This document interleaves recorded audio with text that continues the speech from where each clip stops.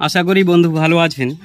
তো আজকের আমরা এই ইঞ্জিনটার কাজ করব। বিষয়টা হচ্ছে দেখুন, এই ইঞ্জিনটার কাজ করা হয়েছিল আজ থেকে প্রায় 1 বছরের কাছেই ধরে নেওয়া যায়। কাজটা ছিল শীতকালের সময়, ইঞ্জিন স্টার্ট হচ্ছিল না, হয়তো মনে আছে বা ভিডিওটা দেখেছেন। তো সেই কাজ করা হয়েছে, আর এই মুহূর্তে বর্তমানে এসছি ওনার বাড়িতেই, মানে ইঞ্জিনটা ডিস্টার্ব করছে। সেই টাইমটাই স্টার্টিং প্রবলেম ছিল, ওই কারণে প্লাঞ্জার বা নজেল পাল্টিয়ে দিয়েছিলাম।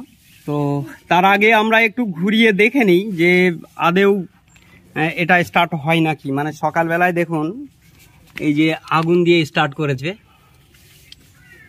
দেখি আর একটা বার মারো, দেখি মেরে দেখি স্টার্ট হয় নাকি।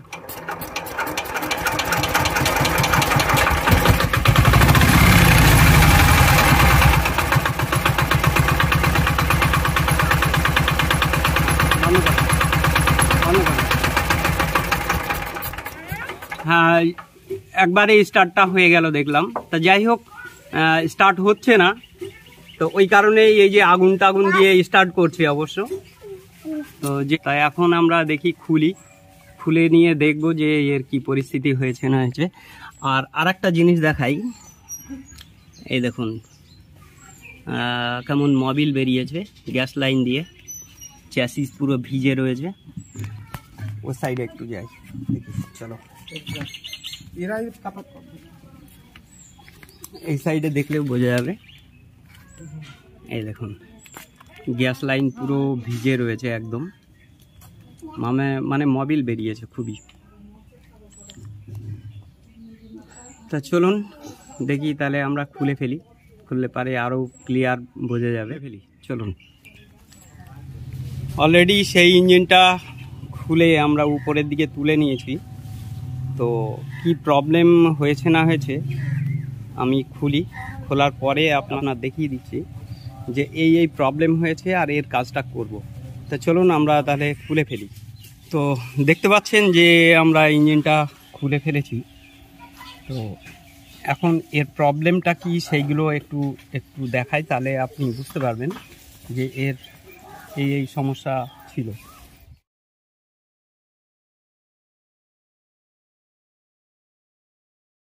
সমস্যা দেখুন, সিলিন্ডার পিস্টনটা আপনার দেখলে বুঝতে পারবেন।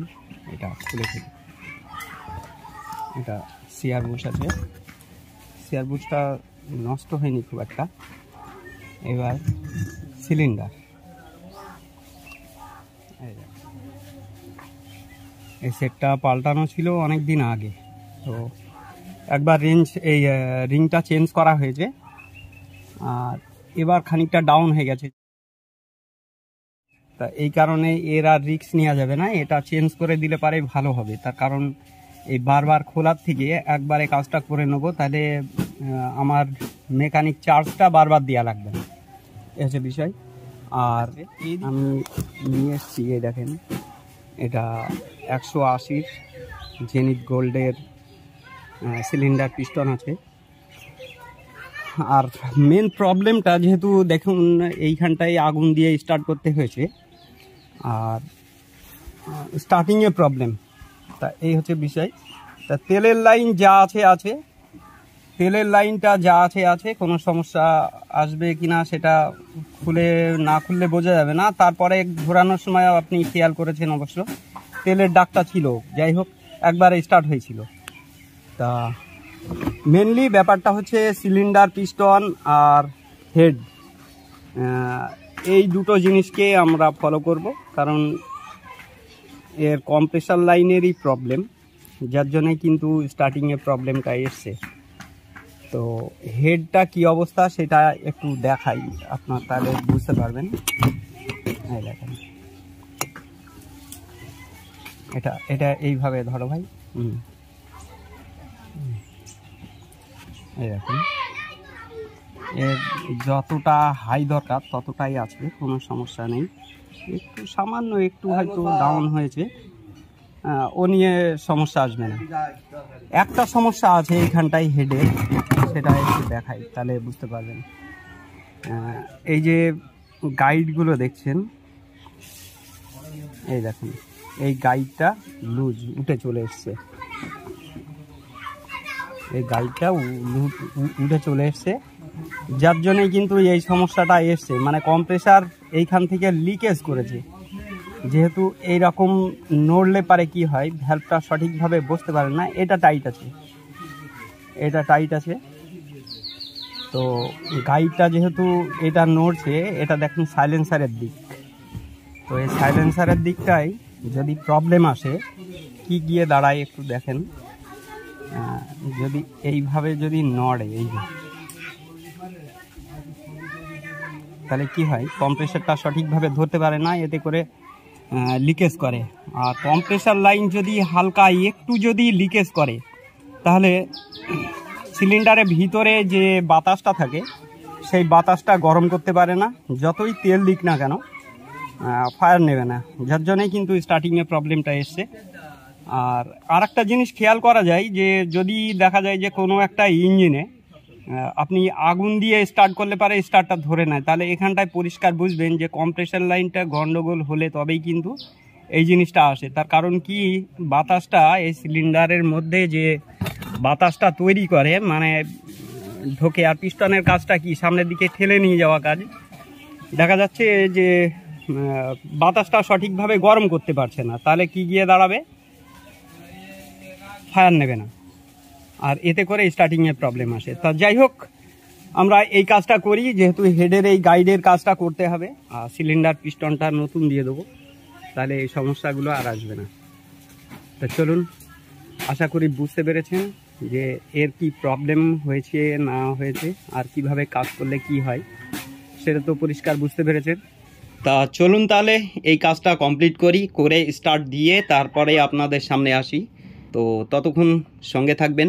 আমরা সেই ইঞ্জিনটা কমপ্লিট করে ফেলেছি, এই যে সিলিন্ডার পিস্টন, আর এদিকে হেডটা চেঞ্জ করা হয়েছে, এই দেখেন হেডটাকে চেঞ্জ করা হয়েছে।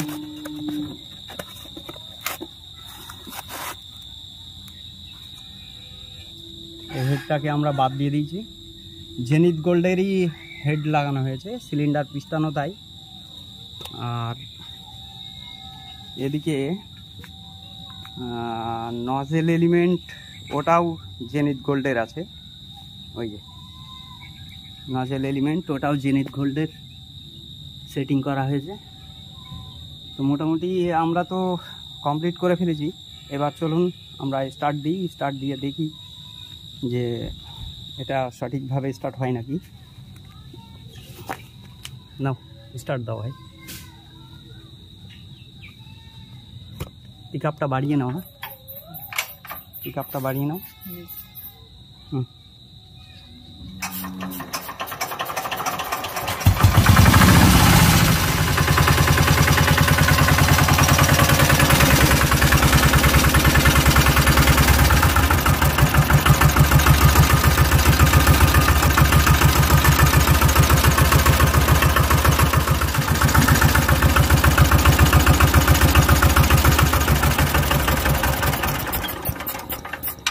তা সুন্দরভাবে একবারই স্টার্ট হয়ে গেল। তো আশা করি ভিডিওটা ভালো লাগলো। থ্যাংক ইউ, ভালো থাকবেন, সুস্থ থাকবেন।